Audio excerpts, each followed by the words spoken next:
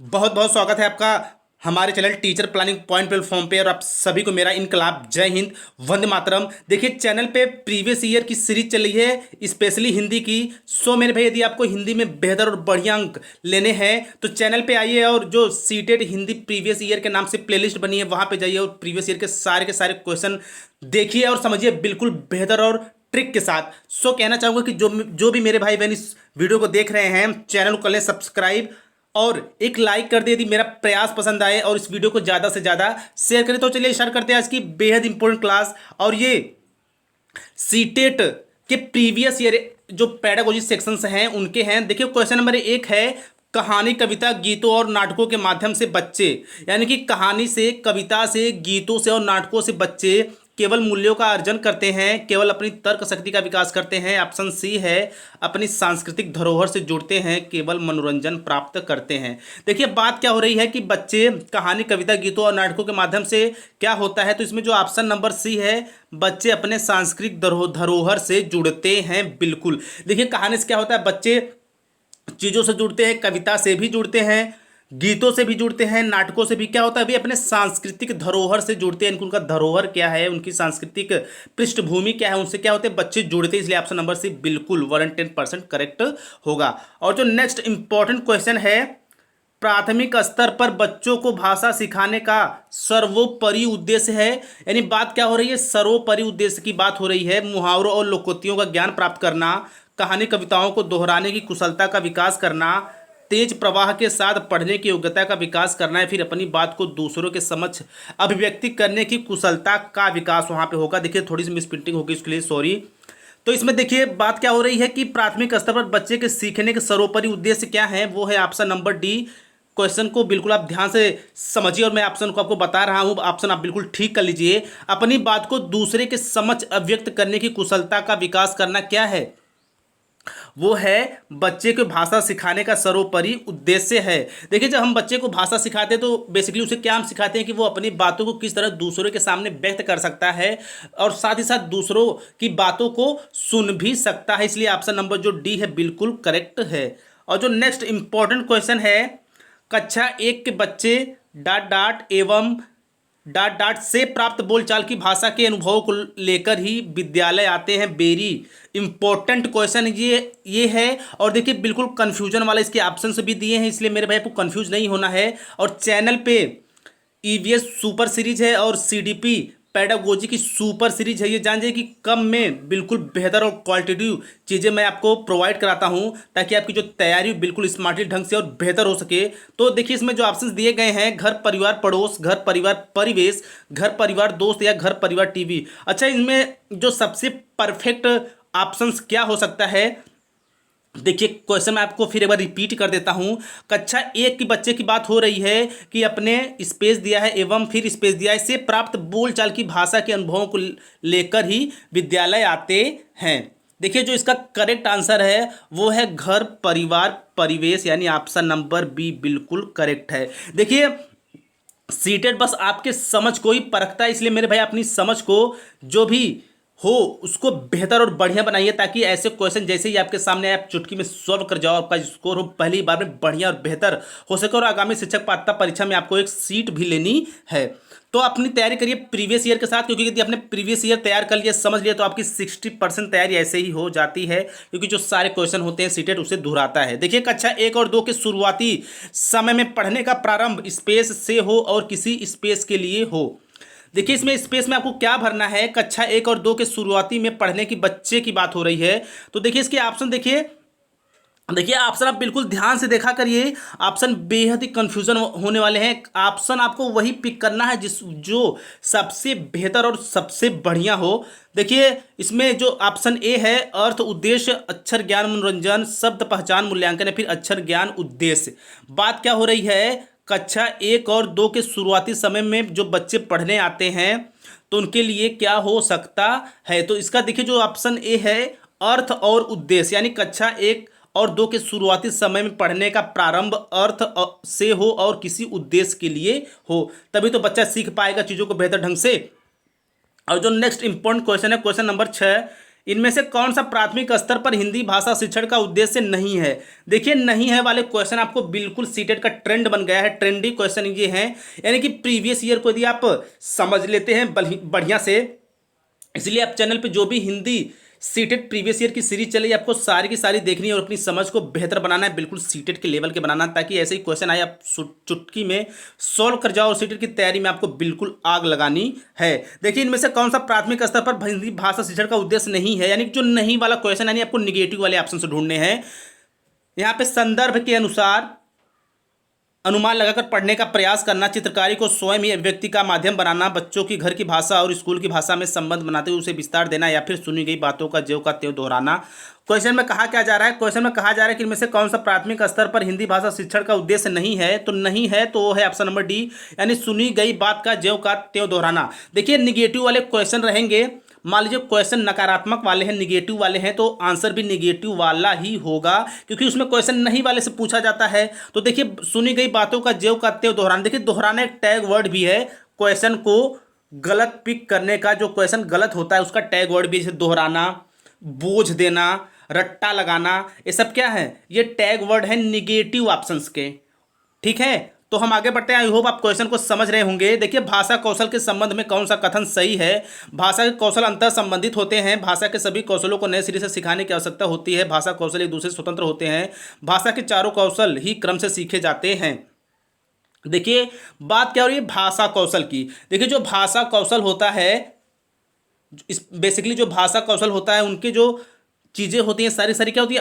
अंतः संबंधित होती है, यानी ऑप्शन नंबर ए बिल्कुल करेक्ट है, यानी भाषा के कौशल अंतः संबंधित होते हैं। अच्छा देखिए भाषा कौशल होता क्या, मैं आपको थोड़ा इसके बारे में बता दूं बिल्कुल शॉर्ट और ट्रिक के साथ। देखिए LSRW आप बिल्कुल अपने माइंड में रखिएगा, यानी कि LSRW। देखिए यल से क्या होता है? लिसनिंग होता है, यानी बच्चा पहले क्या करेगा? सुनेगा, लिसनिंग करेगा, फिर होता है स्पीकिंग, उसके बाद बच्चा सुनेगा तभी बोलेगा, फिर होता है रीडिंग यानी अध्ययन करेगा, फिर पढ़ेगा, और फिर लास्ट में क्या आता है? राइटिंग, यानी कि बच्चा लिखेगा। यानी बच्चा पहले क्या करेगा? लिसनिंग करेगा, फिर स्पीकिंग करेगा, फिर रीडिंग करेगा, फिर राइटिंग करेगा। और मैं आपको ये बात बता दूं कि ये जो चारों के चारों कौशल होते हैं बिल्कुल अंतः संबंधित होते हैं। देखिए मैं बाकी ऑप्शंस की बात कर लूँ तो इसमें ऑप्शन नंबर बी दिया गया है। देखिए भाषा कौशल के सभी नए सिरे से सिखाने की आवश्यकता होती है, बिल्कुल नहीं होती है नए सिरे से सिखाने की आवश्यकता। भाषा कौशल एक दूसरे से स्वतंत्र होते हैं, बिल्कुल स्वतंत्र नहीं होते, बल्कि अंतर संबंधित होते हैं। भाषा के कौशल क्रम से सीखे जाते हैं, ऐसी कोई बात नहीं। देखिए क्रम से के अच्छा मान लीजिए कोई बच्चा है, जरूर नहीं कि है कि पहले वो लिसनिंग ही कर ले, हो सकता है उसे पहले पढ़ना आ जाए, या फिर तो क्या होता है कि वो बिल्कुल एक क्रम से सीखे नहीं जाते। बट जो भाषा के अंतर संबंधित होते हैं, जो भाषा के कौशल होते हैं, यानी LSRW, वो क्या होते हैं? अंतर संबंधित होते हैं, यानी ऑप्शन नंबर ए बिल्कुल करेक्ट है, मोर देन 10%।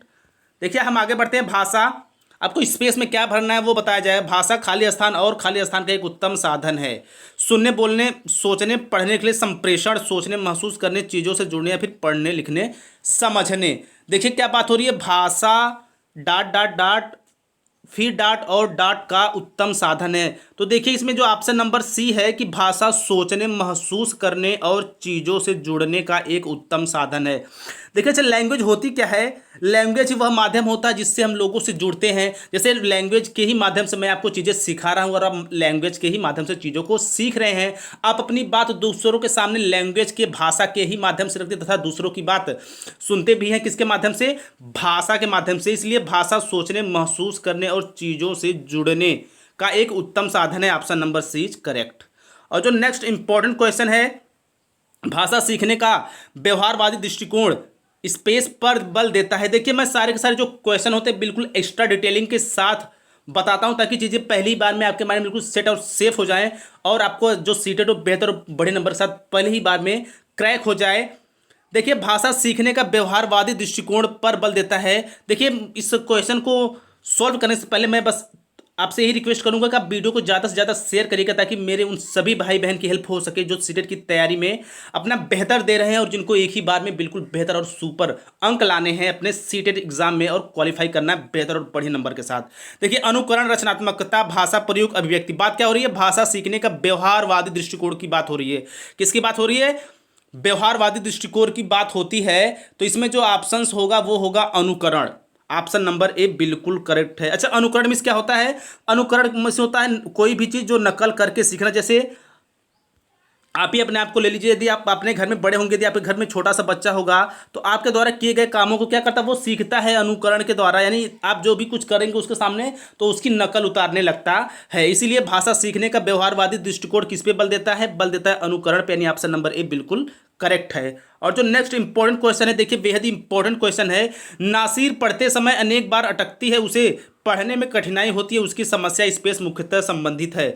और देखिए मेरे भाई, मैं आपको एक बात और बता दूं कि देखिए जो पठन संबंधी कठिनाइयां हैं उसमें जो ऑप्शंस दिए जाए, आप इंग्लिश वाले सेक्शन में एक बार जरूर देख लिया करिए, क्योंकि हिंदी वाले में इतना शुद्ध हिंदी पूछता है कि आपको समझ में नहीं आएगा। यदि आप इंग्लिश वाले ऑप्शन में जाएंगे तो आप ऑप्शन को बिल्कुल इजीली पिक कर लेंगे। देखिए इसमें बात क्या हो रही है? पठन संबंधी यानी अटक रही है, यानी पठन संबंधी विकार है उसके अंदर। पठन अरुचि हो सकता है, बुद्धि लब्धि हो सकती है, डिस्लेक्सिया हो सकता है या डिस्ग्राफिया हो सकता है। देखिए यदि पठन संबंधी विकार है या पठन संबंधी दोष है तो वो संबंधित है ऑप्शन नंबर सी से, यानी डिस्लेक्सिया से। यानी नासिर पढ़ते समय अनेक बार अटकती है, उसे पढ़ने में कठिनाई होती है, उसकी समस्या डिस्लेक्सिया से मुख्यतः संबंधित है। और देखिए डिस्ग्राफिया किससे संबंधित है? तो डिस्ग्राफिया संबंधित है मैथमेटिकल विकारों से संबंधित है, गणितीय यानी कि लिखने संबंधी विकार से संबंधित है डिस्ग्राफिया। वाइगोत्स्की के विचारों पर आधारित कक्षा में पर सबसे अधिक बल दिया जाता है। देखिए बात हो रही है वाइगोत्स्की की, यानी इनके मत के अनुसार कक्ष में सबसे अधिक किस पर बल दिया जाना चाहिए? कविता दोहराने, कहानी सुनने, कार्यपत्र को परस्पर अंतःक्रिया।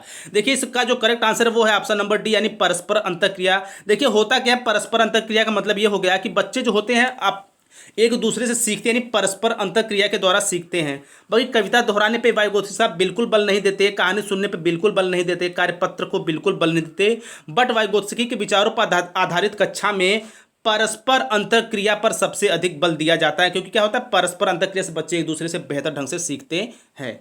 देखिए क्वेश्चन नंबर नेक्स्ट है, हमारी कक्षाओं में बच्चे भिन्न भिन्न भाषिक पृष्ठभूमि से आते हैं, अतः उनकी भाषाओं को भी कक्षा में सम्मान देना चाहिए। ऑप्शन बी है, उनकी कक्षाओं को सीखना तथा सभी विद्यार्थियों के लिए अनिवार्य है। भाषा की पाठ्यपुस्तक में उनकी सभी भाषाओं के शब्द वाक्य होने चाहिए, या फिर उनकी भाषाओं की जानकारी शिक्षक के लिए अनिवार्य है। देखिए बात क्या हो रही है हमारी कक्षाओं में, अच्छा मान लीजिए आपकी कक्षा में बहुभाषी बच्चे आ जाते हैं या फिर भिन्न भिन्न पृष्ठभूमि के बच्चे आते हैं, तो आप अपने हिसाब से क्या सोचेंगे? देखिए ऑप्शन में रहेंगे चार ऑप्शन, यानी चार जो ऑप्शंस होते हैं बिल्कुल उन ऑप्शंस में जो यानी कि अकॉर्डिंग टू क्वेश्चन, यानी प्रश्न के अनुसार जो सबसे बेहतर और सुपर आंसर होगा, यानी कि आपको ऐसा आंसर टिक करना है जो क्वेश्चन के हिसाब से बिल्कुल परफेक्ट हो, वही आंसर क्या करना है आपको पिक करना है, उसके बाद टिक करना ताकि आपका स्कोर बेहतर हो सके। तो देखिए हमारी कक्षा में या फिर आपकी कक्षा में, यानी कि आपको यहाँ पे खुद अपने आप को रख के सोचना है कि इस समय आप के लिए सबसे बेहतर विकल्प क्या हो सकता है। तो देखिए इसका जो ऑप्शन नंबर ए है, उनकी भाषाओं को भी कक्षा में सम्मान देना चाहिए। देखिए बच्चा किसी भी पृष्ठभूमि का आता हो उससे कोई मतलब नहीं, जब भी बच्चा विद्यालय आएगा तो वो जिस भी पृष्ठभूमि से आया होगा हमें उसको सम्मान देना चाहिए, यानी वो उसकी लैंग्वेज कैसी है, उसका परिवेश कैसा भी कुछ भी स्तर का बच्चा हो, हमें उसका क्या करना चाहिए? सम्मान करना चाहिए, उसका आदर करना चाहिए, ताकि बच्चा हमारे साथ सहज हो सके और चीज़ों को अच्छे ढंग से सीख सके। इनमें से प्राथमिक स्तर पर भाषा आकलन का सर्वाधिक उचित तरीका पूछा जा रहा है।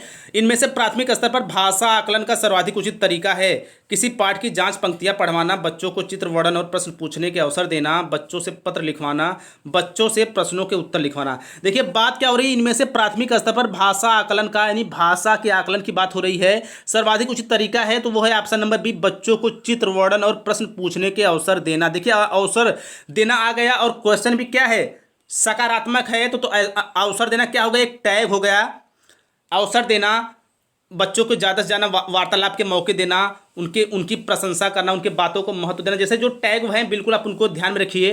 बाकी के जो ऑप्शंस हो गए, किसी पाठ की जांच पंक्तियां पढ़वाना बिल्कुल आकलन का सर्वाधिक उचित तरीका नहीं है, बच्चों को पत्र लिखवाना ये भी तरीका उचित नहीं है, साथ ही साथ बच्चों से प्रश्न के उत्तर लिखवाना ये भी तरीका उचित नहीं है। लेकिन प्राथमिक स्तर पर भाषा आकलन का सर्वाधिक उचित तरीका बच्चों को चित्र वर्णन और प्रश्न पूछने के अवसर देना, ये सबसे करेक्ट और 110% सही आंसर है।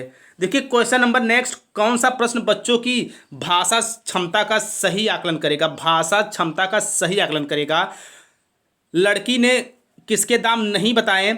लड़की टोकरी में क्या बेच रही है, यदि तुम आम बेचोगे तो कितने दाम लोगे और क्यों। देखिए कौन सा प्रश्न बच्चों की भाषा क्षमता का सही आकलन करेगा, यानी कि इसमें से वह कौन सा ऑप्शन है जो बच्चे के भाषाई क्षमता को सबसे बेहतर ढंग से प्रदर्शित कर रहा है। तो वो है ऑप्शन नंबर सी, यानी यदि तुम आम बेचोगे तो तुम्हें कितने दाम मिलेंगे और क्यों। देखिए स्टेटमेंट एक है लेकिन इसमें बहुत कुछ है, यानी कि इसके ऑप्शन में देखिए इसमें बहुत कुछ है, इसलिए क्वेश्चन के हिसाब से ये ऑप्शन बिल्कुल करेक्ट बैठेगा और यही 110% सही भी होगा। देखिए next and last important question है, प्राथमिक स्तर पर बच्चों के लिए बाल साहित्य के चयन का मुख्य आधार क्या होना चाहिए। प्राथमिक स्तर पर पूछा जा रहा है। देखिए यदि आप पेपर 1 देंगे तो जाहिर सी बात है कि आप जो बच्चा होगा वो प्राथमिक लेवल होगा और आपका जो आंसर होगा बिल्कुल प्राथमिक लेवल के बच्चे के हिसाब से ही होगा, उसके ही इर्द गिर्द चीज़ों को आप सोचकर आंसर देंगे। प्राथमिक स्तर पर बच्चों के लिए बाल साहित्य के चयन का मुख्य आधार क्या होना चाहिए। छोटी रचनाएं, रोचक विषय वस्तु, रंगीन चित्र, सरल जानकारी। तो जो रोचक विषय वस्तु है ये बिल्कुल करेक्ट आंसर है, यानी कि प्राथमिक स्तर पर बच्चों के लिए बाल साहित्य के चयन का मुख्य आधार क्या होना चाहिए, रोचक विषय वस्तु। देखिए इस क्वेश्चन में बेसिकली पूछा क्या जा रहा है, पूछा जा रहा है बाल साहित्य का चयन पूछा जा रहा है, यानी कि बच्चों के लिए हमें कैसे साहित्य का चुनाव करना चाहिए जो रोचक विषय वस्तु से हो। अच्छा, रोचक विषय वस्तु में छोटी रचनाएं भी आ जाएंगी, रंगीन चित्र भी आएंगे, सरल जानकारी भी आएंगी, यानी कि रोचक विषय वस्तु यानी ऑप्शन नंबर बी ऐसा ऑप्शन है कि जो इन तीनों ऑप्शन को बिल्कुल अपने अंदर समाहित किए हुए है, इसलिए ऑप्शन नंबर बी बिल्कुल करेक्ट होगा। सो वीडियो देखने के लिए थैंक यू सो मच, और ऐसे ही बेहतरीन वीडियोज़ के लिए हमारे चैनल टीचर प्लानिंग पॉइंट को सब्सक्राइब कर लें, सजग और सचेत बनिए।